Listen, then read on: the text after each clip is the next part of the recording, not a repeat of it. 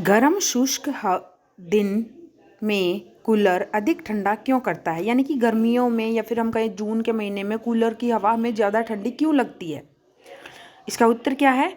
गर्म शुष्क दिन में हवा में नमी कम होती है जिससे पानी तेजी से वाष्पीकृत होता है और वाष्पीकरण के कारण ठंडक उत्पन्न होती है।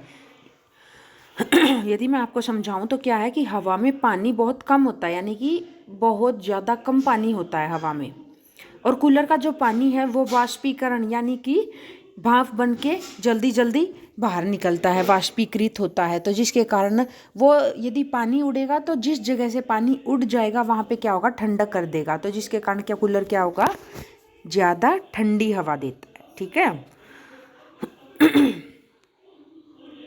नेक्स्ट है हमारा क्वेश्चन, गर्मी में घड़े का जल ठंडा क्यों होता है?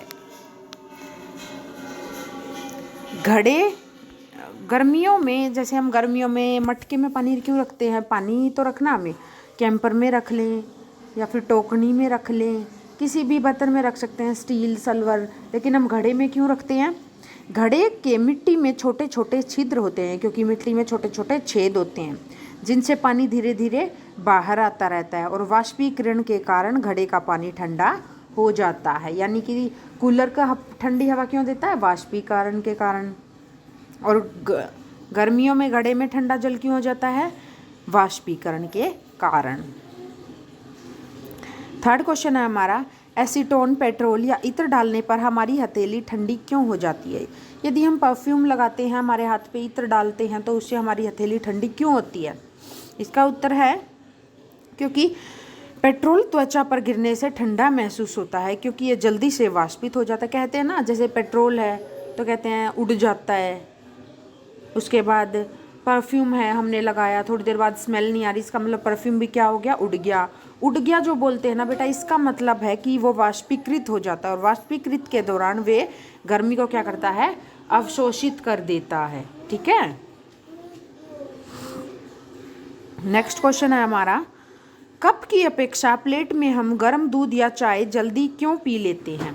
क्योंकि कप ऊपर से आप देखो एरिया, कप में आप थोड़ा सा कम एरिया है। यदि सर्कल के रूप में देखें, प्लेट का सर्कल क्या है, ज़्यादा है, यानी कि खुला हुआ जो सरफेस है वो प्लेट में ज़्यादा और कप में क्या है, कम है। तो एरिया यानी कि उसका जो क्षेत्रफल है वाष्पीकरण का, वो किस में ज़्यादा है, गर्मी कहाँ से ज़्यादा नहीं है, प्लेट में ज़्यादा है, इसीलिए प्लेट में जल्दी से ठंडा हो जाता है, तापमान तेज़ी से कम हो जाता है।